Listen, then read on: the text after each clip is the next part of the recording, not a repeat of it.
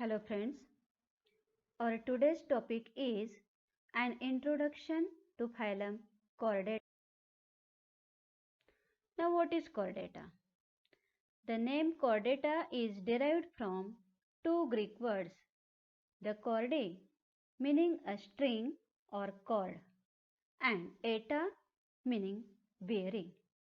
The reference is to a common characteristic feature in the form of a steep supporting rod-like structure along the back, that is notochord, which is found in all the members of this phylum at some stage of their lives. Thus, chordates are animals having a cord, that is notochord. Let us see the fundamental characteristic features of phylum Chordata. All the chordates possess three outstanding unique characteristics at some stage in their life history. These three fundamental morphological features includes a dorsal hollow or tubular nerve cord, a longitudinal supporting rod-like notochord, and a series of pharyngeal gill slits. These three distinctive features which set chordate apart from other phyla, and these are very important features. In this diagram, you can see all these fundamental characters of chordate, that is dorsal tubular nerve cord, notochord and pharyngeal gill slits. Let us see the general characters of phylum Chordata. It includes aquatic, aerial or terrestrial animals, free living with no fully parasitic forms. The body is small to large in size, bilaterally symmetrical and metamerically segmented. Next character is a post-anal tail usually project behind the anus at some stage and may or may not persist in the adult.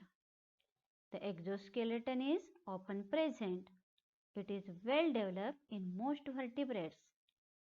The body wall is triploblastic, means having three germinal layers, that is ectoderm, mesoderm and endoderm. Next character is it include coelomate animals, means having a true coelom, enterocoelic or schizocoelic in origin. A skeletal rod, that is notochord, is present at some stage in life. A cartilaginous or bony, living and jointed endoskeleton is present in majority of members in these vertebrates. Pharyngeal gill slits are present at some stage. It may or may not be functional. Then digestive system is complete, means it starts from the mouth and ends with anus with presence of digestive glands.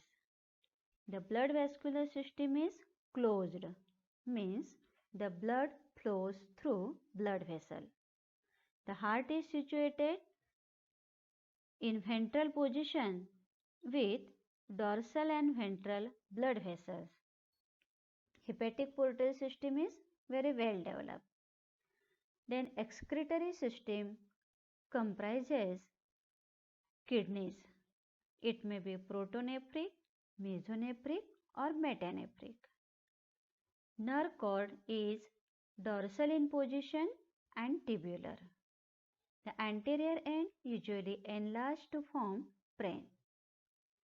Then last character is the sexes are separate but with rare exceptions. Let us see the outline about classification of Phylum Chordata. This phylum Chordata includes two divisions, that is Protochordata and Vertebrata. The protochordates are also known as Craniata. Acraniata. Acraniata means absence of cranium, that is brain box. The example of protochordate is Amphioxus, which you have to study in detail in type study. Then next division is Vertebrata. It is also known as Craniata, means cranium is present. Brain is present in cranium. This vertebrata again divided into two subphylum, that is subphylum Agnatha and Gnathostomata. Agnatha means absence of mouth or true jaws are absent. It includes class Cyclostomata. Cyclo means circular and stoma means mouth. The mouth is circular in shape. Then Gnathostomata means it includes all animal having true jaws, upper jaw and lower jaw. This Gnathostomata subphylum is again divided into two superclasses. First one is superclass or series Pisces. It includes various kinds of fishes. Superclass or series Pisces consist of two classes depending on the type of endoskeleton. Class Chondrichthyes means the cartilaginous fishes, and class Osteichthyes means bony fishes. Then come to the superclass Tetrapoda. This superclass Tetrapoda again consists of some classes including Amphibia. Amphibia means the animal which can live on land as well as in the water. For example, frog, toad, salamander. Next class is class Reptilia, the creeping animals. It includes various kinds of snakes and lizards. Then class Aves. It includes birds.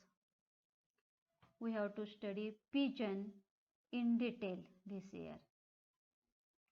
And next class is class Mammalia. Variety of mammals are present on the earth. For example, rat, rabbit, bat, and including ourselves, man. So students, here we have seen the introduction about chordates, its general character and outline of classification of chordate. So students, happy learning. Thank you.